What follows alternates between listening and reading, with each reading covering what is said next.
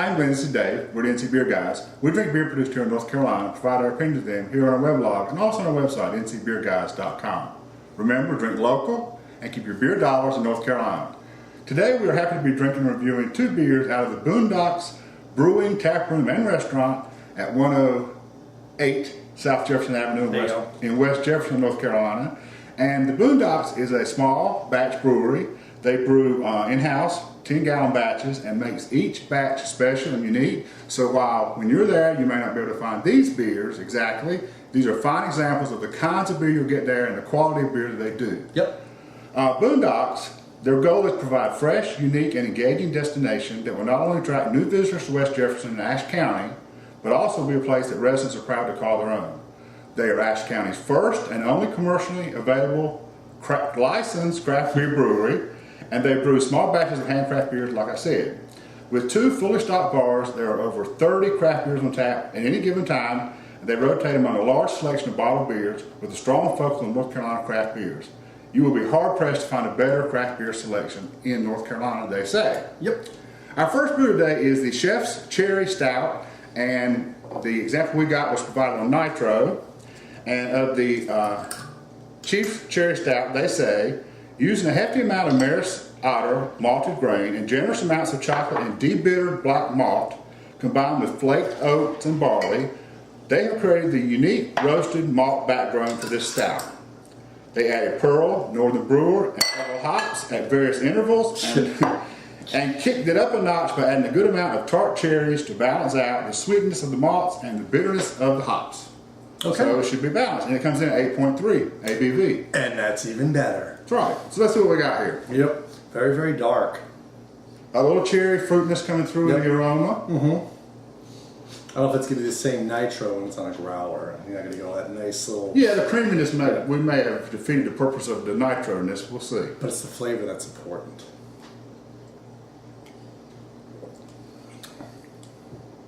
Oh, the cherries really come through. This is nice. Yep.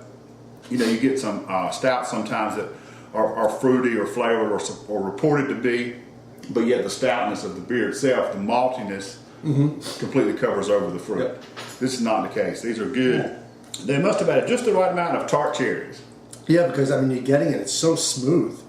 I mean, it's easy to drink, and I like it's not overwhelming. It's not a fruit beer. That's right. Which is really important, because if I want that, then I'll go drink a wine cooler. So... And at 8.3, you might think you might taste the alcohol coming through, but I don't. No. Not at all.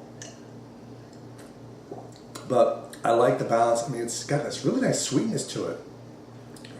And the tart, I like the tartness, yeah. And the balance, as you said, of the sweetness and the tartness, and I guess that's the cherry magic. Yep. I like this a lot. This is definitely bottle worthy for me. Oh, yeah, definitely. Very good. I enjoy very it. good. Now remember, when you go out, you get your chance to go to West Jefferson, you may not be able to get this particular cherry stout, but there'll be something like it or something along these lines. Yeah, he's going with, because he's a small, 10-gallon system, so he's just constantly brewing, kind of like we do as homebrewers.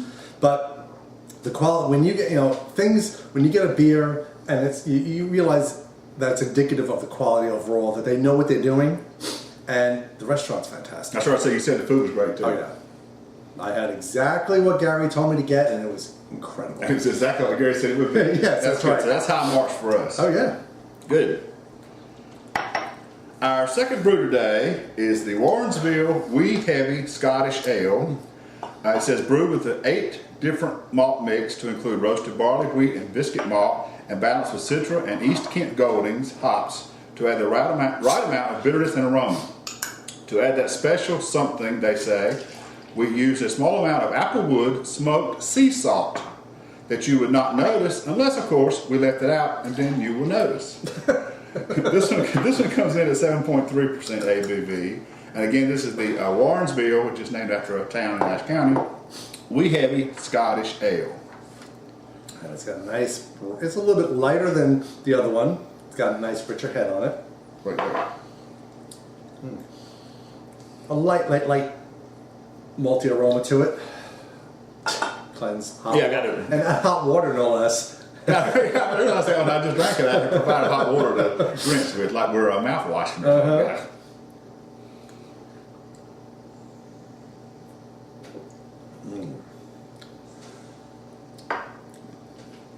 Now, I read that so quick I didn't catch what I'm supposed to be seeing here. This is a Wee-Heavy. I am a fan of Wee-Heavies. Scottish ales.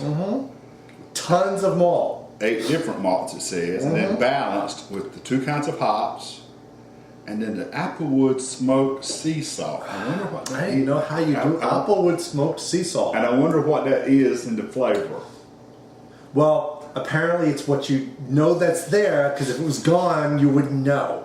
Or you would know. And that's hard to have. Having it one time, it's hard to know the next time I look at it. Basically, this is without the sea salt. This is very good, though. It's fresh, crisp. Of course, it's heavily malted, and you feel it. Yeah. That's what you expect with the Scottish ale. Yep. The head's holding up great. Oh yeah, it's very, very pretty. This is another bomber for me. These are both very good. So. Very good brews. You have a preference, one or the other? What suits you best? It's so hard because they're different. They're very different. So hard to compare. And it's like Stout and a Wee-Heavy, and I love them both. Actually, if I had to weigh them out, only because they did such a nice job with adding the cherry, the sour cherries in the background, and it wasn't overly done. So I'm really, this one I'd give it a little bit of an edge. And also, I think I would too. And it's also a little more unique with the cherry and the tartness. They've done an excellent. Yep. I think they've done an excellent job with both. Oh yeah. But the cherry stout appeals personally to me better. So if you're up in the Highland, the High Country. High Country, West Jefferson, Ashe County. Yep. If you're up there, it is absolutely worth your time to take that ride up to West Jefferson to go have a really good meal and have some really good beer. That's enough said then. that's usually I talk too. That's usually my little line. Yeah, that's right. That's good. So until next time, remember, drink local, keep your beer dollars in North Carolina, and we'll catch you later, guys.